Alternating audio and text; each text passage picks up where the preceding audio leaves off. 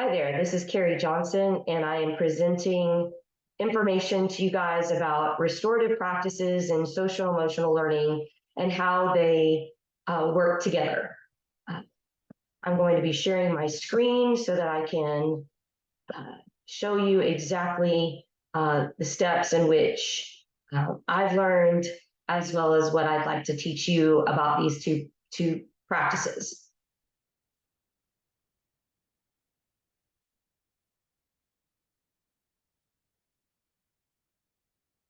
So as you can see, restorative practices, there's lots of things that go along with it, but the philosophy is that it is a set of principles that responds to wrongdoings and harm by focusing on the harm that might be repaired in place of how the wrongdoers should be punished.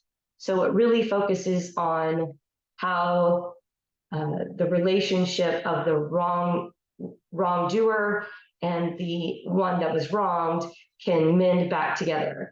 There is a link to a video down here below that talks about why we should have the reasons why we need to have restorative practices in our schools.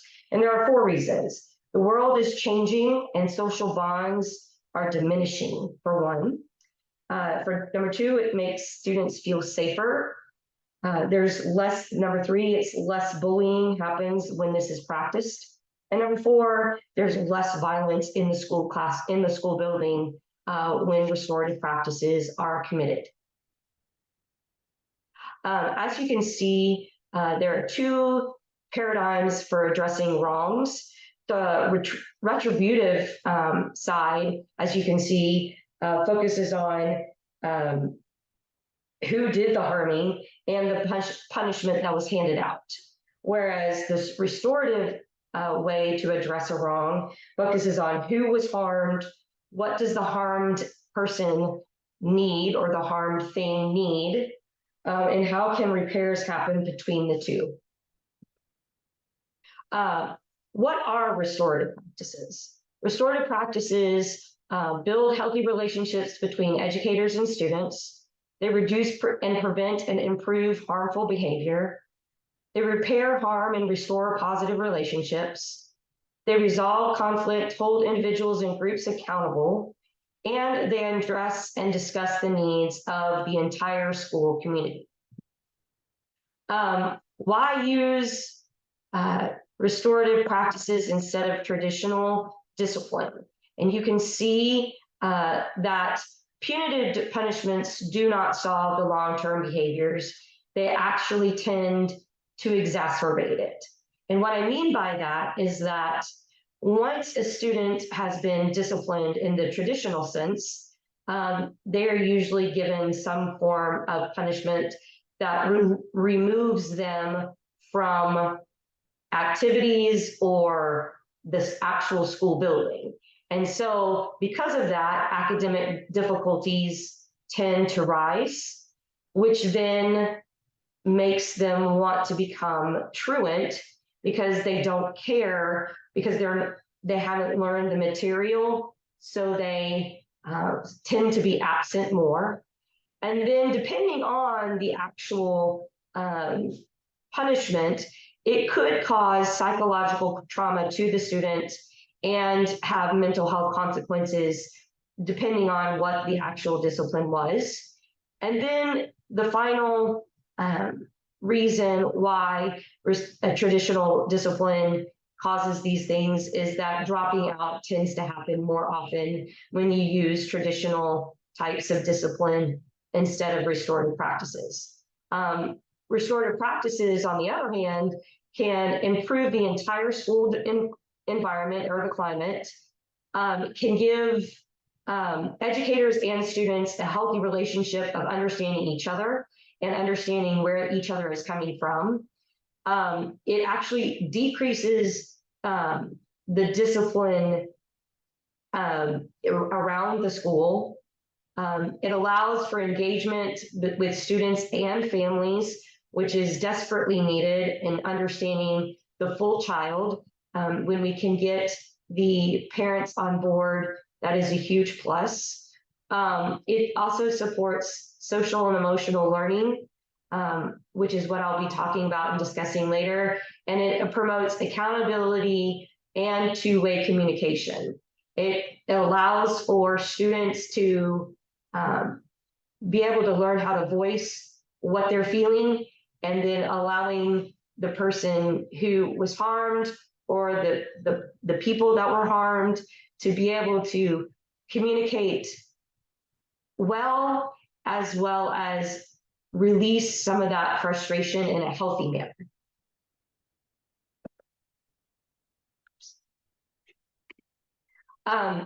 Here is an example of how you can have two different schools with one the same incident with the same student.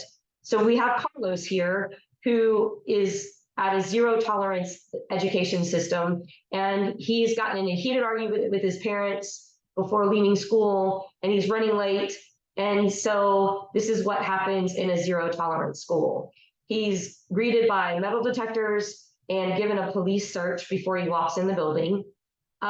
His teacher scolds him for being late in front of the entire class. And then so Carlos defends himself by talking back and getting its attention.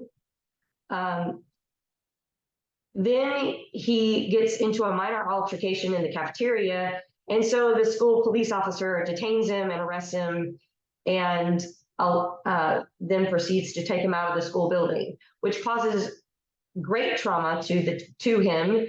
And then he is later that afternoon held in a juvenile detention center, and he's missing school, and now he's got an arrest record on his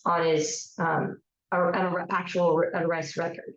Whereas in a restorative practice education system, teachers are greeting and smiling and welcoming students as they walk in the door. His teachers wait until after class or wait till a time where they can speak privately to him to discuss why he was actually late. And then when the altercation happens in the lunchroom, there are actual peer mediators that walk them through why the fight actually happened.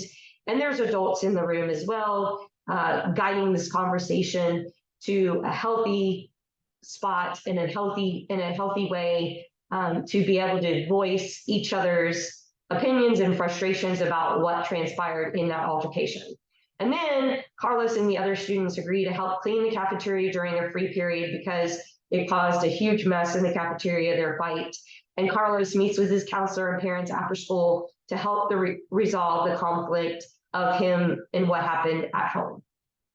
And so as you can see, this allows for Carlos to still be a part of school, but also take ownership in his responsibility in the actual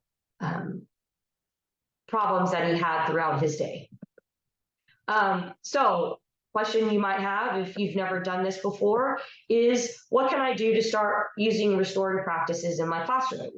Well, you can reflect on your own self and how you can prevent and address problems in your classroom. What questions can you ask? Using effective statements with the words I and I feel and I like it when are things that you can start contemplating within yourself. You could talk with other educators in your school, as well as other educators that you know throughout the community, and talk to them about what does restorative practices mean to them.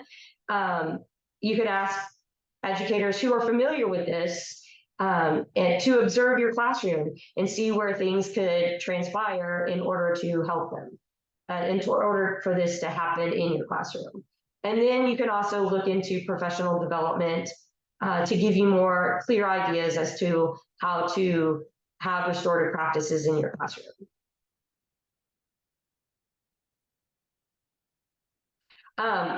Here are two examples of ways that you can have restorative practice in your classroom. The first and biggest one that I think is the most beneficial is community circles. And there's, as you can see here, there's 8 ways that you can have those community circles and what you're supposed to do within those community circles. And another great restorative practice that you can use in the school is mediation. And I kind of explained that earlier with the peer mediator in Carlos's situation, but here are some tidbits of information that you might want to have regarding that as well. As you've gone through this, this is just a very tip of the iceberg type of example or a statement of what restorative practices are. But here is a practice quiz that you can take regarding if you were able to understand what I was trying to have you come across, and you can take that quiz to see if you understand what restorative practices are. Here is my reference pages. And now we're going to move on into the specific social and emotional learning. And social and emotional learning is something that is used within restorative practices because it is a mainstay of understanding children and understanding where they're coming from. As you can see, as we have learned from the pandemic, that adverse childhood experiences that they experienced before and during the pandemic, as well as even before, these are the 10 types of questions that adverse childhood experiences can cause problems with students and actually change their brain chemistry. 64% of people will experience one of these adverse childhood experiences before the age of 18 years old, with 38% of people actually having 2 or more. And in fact, I have had kiddos that I've taught have even almost as many as 5 and 7 before. And so because of that, the social and emotional learning is lacking and not understood. And so that is why it is important for us as educators to actually go ahead and teach social and emotional learning within our school building. So what is social and emotional learning? It's the process through which children and adults acquire and effectively apply the knowledge, attitudes, and skills necessary to understand and manage emotions, to set and achieve positive goals, to feel and show empathy for others, to establish and maintain positive relationships, and the last is to make decisions responsibly. These are the 5 competencies of social and emotional learning. You've got self-awareness, self-management, social awareness, relationship skills, and responsible decision-making. So, as you can see, there are different ways that you can teach these within your classroom. You could talk about teamwork. You could talk about resilience. You could talk about how to identify actual emotions, because sometimes students don't even know what emotion they are actually feeling. So these are the 3 tiers or the 3 cornerstones of enacting social and emotional learning. Teaching and practicing social and emotional and cognitive skills, embedding them into academic learning, and having safe relationship-based and equitable learning environments.